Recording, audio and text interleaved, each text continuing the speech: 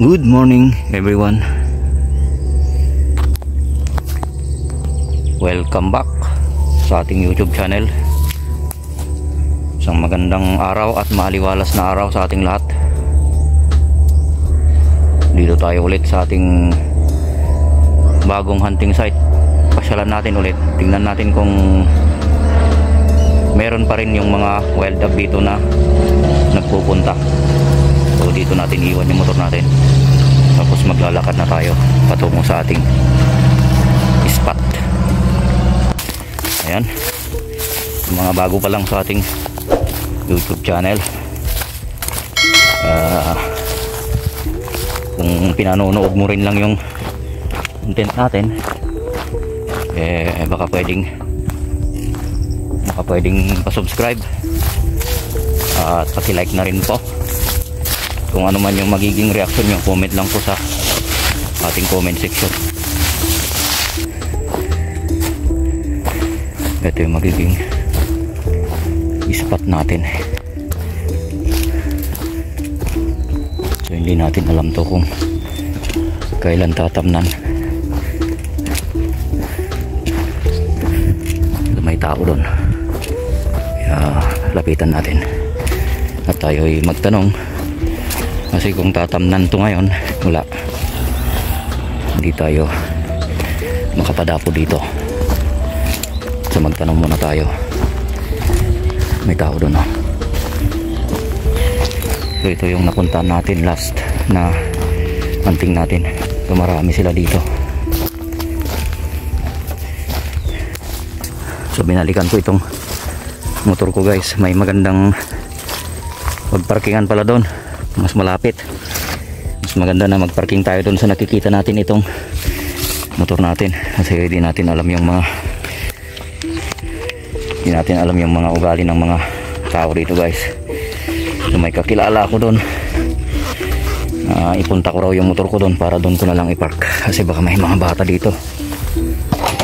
Palulukuin yung service natin, mahirap na. Silipat natin sa kabila itong motor natin.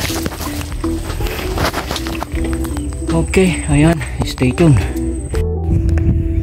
So ayan, so punta na tayo sa ating spot. So doon natin iniwan yung motor natin sa may akasya. May taga rito na nakausap tayo kanina na mas maganda doon na lang natin ilagay yung motor natin. At least nakikita natin. Ayan, yung bilinang yan yung magiging spot natin. So may mga 3 araw yung lumipas bago tayo ulit makabalik dito. So tignan natin kung may maraming dapo ulit. Ang hirap dito, guys, may mga manok dito.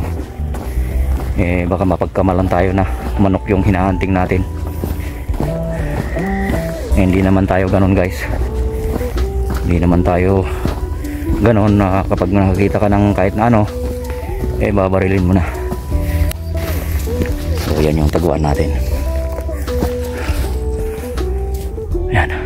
So bali, sinabi ko sa kausap natin kanina kung pwedeng akyatin, tapos babawasan natin yung mga dahon doon para kitang kita yung dadapo.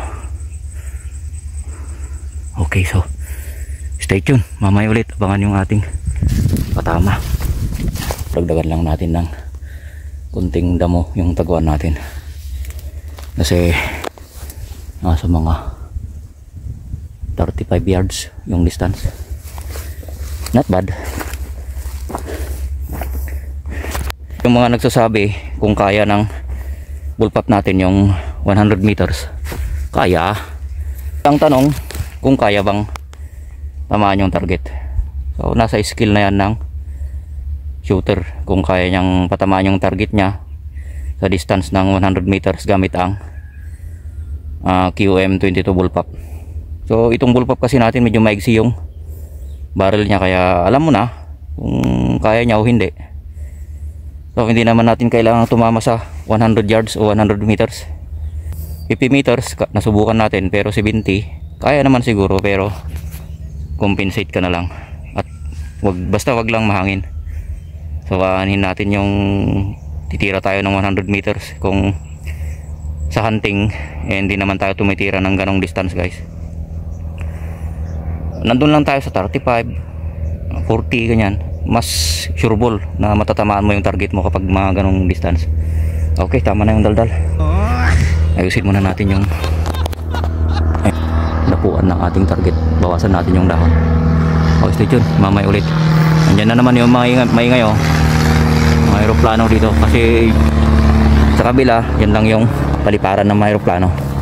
Okay, stay tuned. So wala, mahirap akyatin guys, kaya di ko na lang inakyat para bawasan yung mga dahon sa tuktok. So ganyan na lang. Ang problema, baka malakas yung ihip ng hangin mamaya. Yun, mahirap makapatama. So bahala na, ganyan na lang. So kung makasampu tayo di, okay na naman.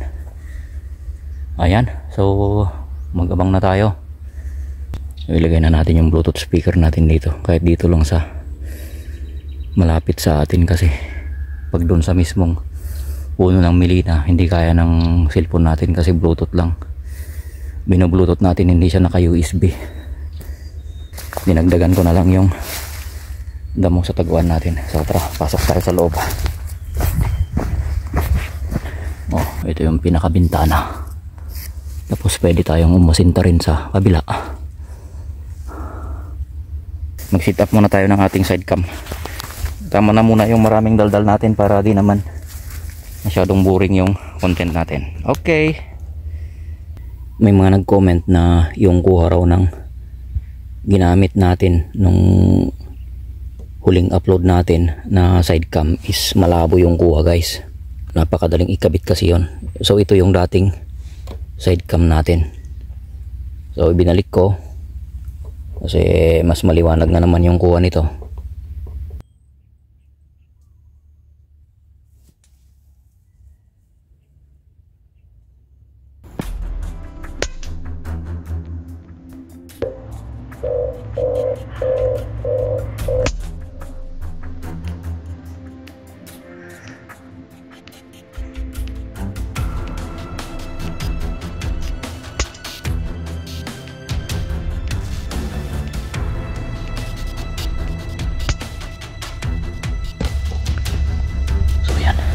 Bali may apat na tayong pupulutin. So tara, pulutin na natin para di tayo maunahan ng pusa. So pero wala pa naman yung pusa. Mahirap na kapag meron ulit yung pusa dyan. Nakaw, wala na naman. Siya na naman yung maunang pupulot sa ating patama. Okay, pulutin muna natin. Tara, let's go, damputin na natin.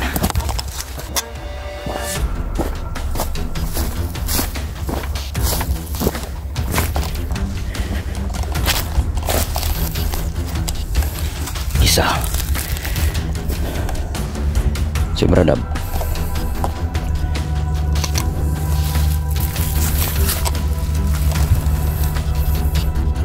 dalawa si Bradab. So dito ko tinira yung isa sa kabilang puno ng Milina. Mahirap na kung nandito ulit yung pusa. Tatlo, meron pang isa. Meron na naman tayong isang hindi mahanap. So tatlo lang yung mapulot natin. Hindi natin alam kung nasabit dyan. So babalikan na lang natin, hanapin natin ulit mamaya. Balik na tayo sa ating kura. Mamaya natin ulit hanapin. So grabe, napakaingay ng mga aeroplano. Sunod-sunod yung paglipad nila guys. So pagtiyagaan nyo na lang guys kapag medyo maingay yung background natin. Kasi ito, tulad ng sinabi ko, malapit tayo sa may paliparan ng aeroplano dito sa part ng Binalonan. May aeroplano na naman. Bawat segundo guys yung paglipad ng mga aeroplano dito sa ating palibot. tulad yan kung naririnig nyo. Ano yan, mamaya after 5 seconds andyan na naman. Okay, stay tuned. So yung isang patama natin hindi natin mahanap kanina, akala ko dito ko binaril kasi nandun yung taguan natin. Dito pala. Gunggong! Marinig kita sa mukha eh! So nagpunta ako, bumalik ako sa kura natin, tapos tingnan ko kung saan ko binaril yung di ko mahanap kanina. Dito pala yan. So pinuntahan natin, nandito pala ito, red collared pala guys. Ayan, red collared. O tara, ikot tayo sa ating kura. So, medyo hindi pa rin sila dumadag sa ngayon, baka mamaya siguro.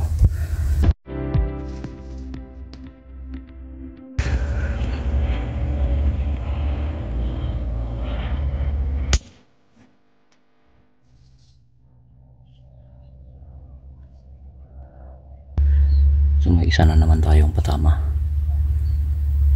So tignan natin maigi, baka malingat tayo. Nandyan yung pusa, hindi natin namamalayan. Wala na naman yung akala natin pupulutin natin mamaya. Mamaya mo natin pulutin. Hopefully na may dadapo pa. Medyo tagilid tayo kapag umabot na dito yung nagtara-tractor guys. Kasi ito trina-tractor ito, nagkarbisan ng mais. Bali aararuhin niya ng isang beses tapos uulitin na naman.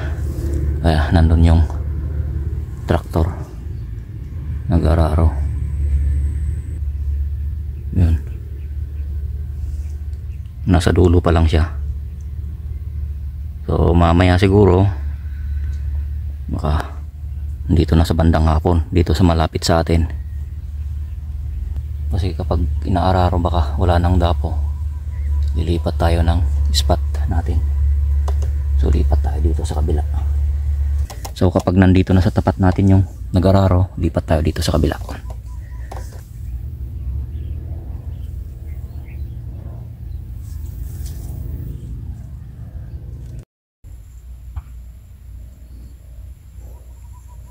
May harang, wala tayong clear shot.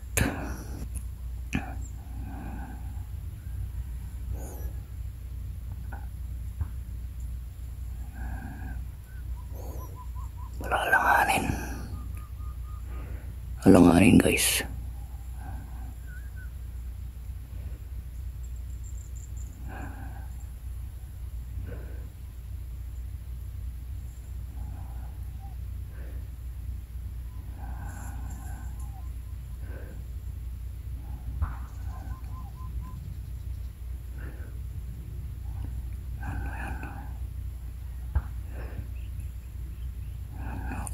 Wala.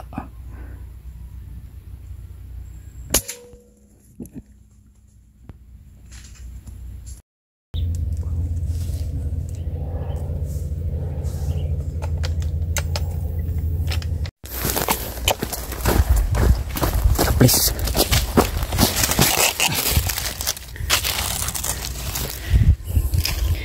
Red collared. Tapos yung isa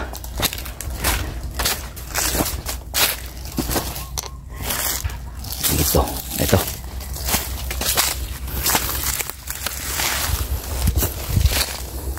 Ayan. So napurot natin yung dalawang huling patama natin. Pang 5, pang 6. Okay, so naka-6 na tayo.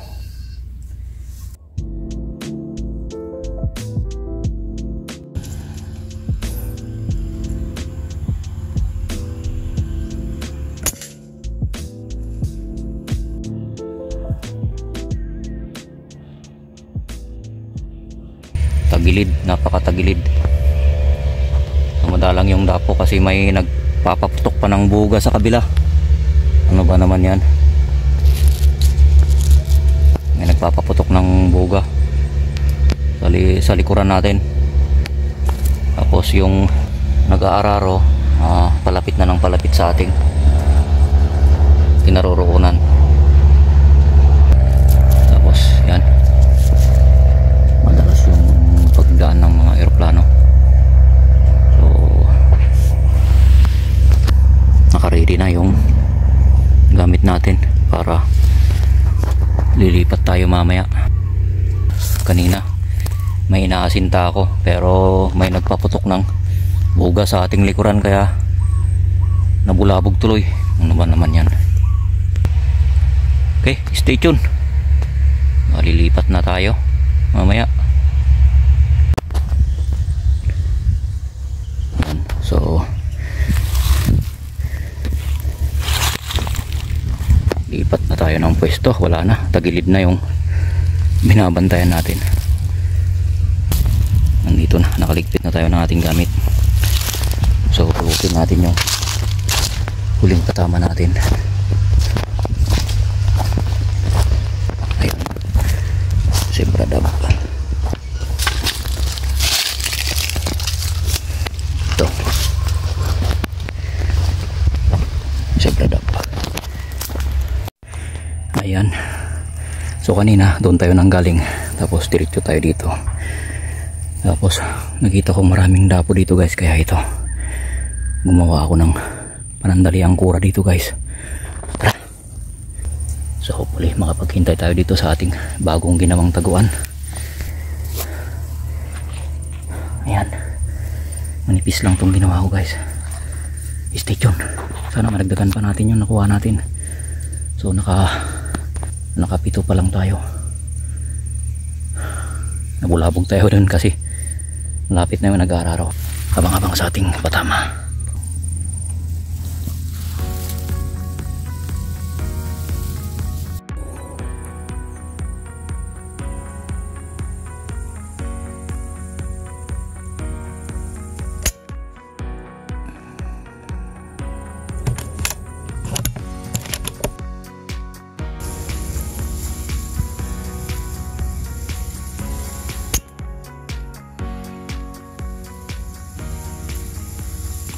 Sa pool. So ayan, isang red collared at isang Zebra Dove dito sa ating bagong kura.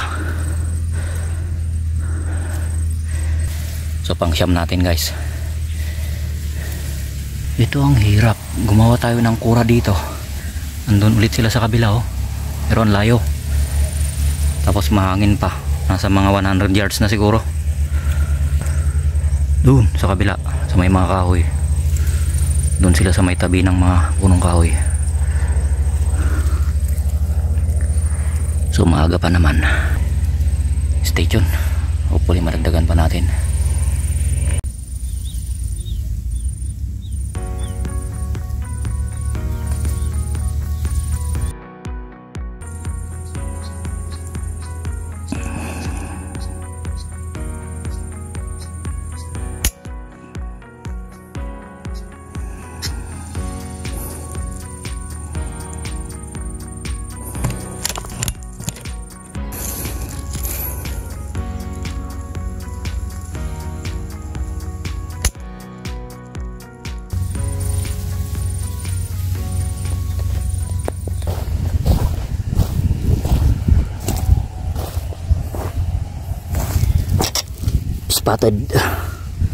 Spotted dove.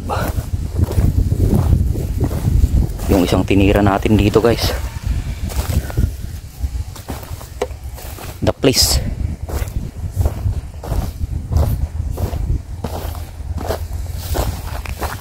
Wala, nakalipad siya.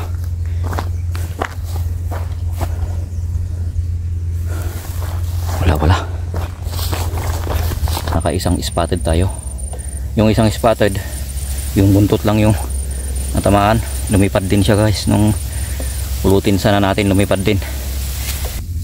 Yun, nakasampung piraso na rin tayo guys. Pwede nang umuwi, pero maaga pa naman, kaya abang-abang pa tayo. So papalapit na naman yung nag-aararo guys. Bali ito yung dulo ng ating binantayan kanina doon sa kabila. Nandun na sila sa tapat natin, yung unang kura natin, nandun na silang nag-aararo. Tapos malapit na naman sila dito sa ating kinaroroonan. Nabubulabog talaga yung mga wild duck guys, kasi madalas yung pagpapaputok nila yan ng buga.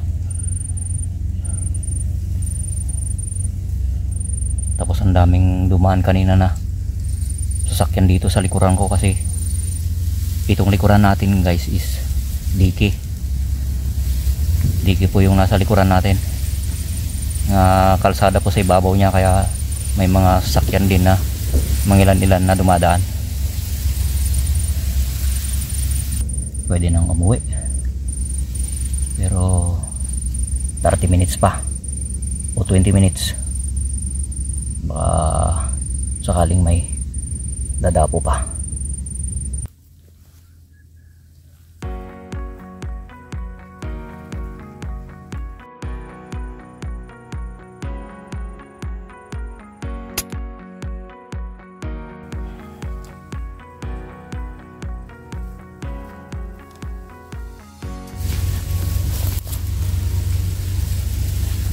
Ayan, so naka 11 na tayo guys. Merong humabol na isang sibradab, hindi pa natin napulot. So uwi na tayo guys, pack up na tayo, punta na tayo dun sa ating pinag-iwanan ng ating motor.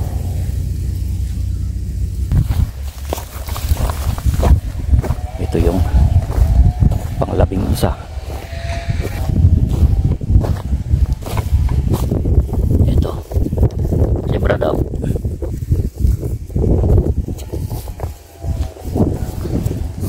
Okay, tara na at makapagligpit na ng ating gamit.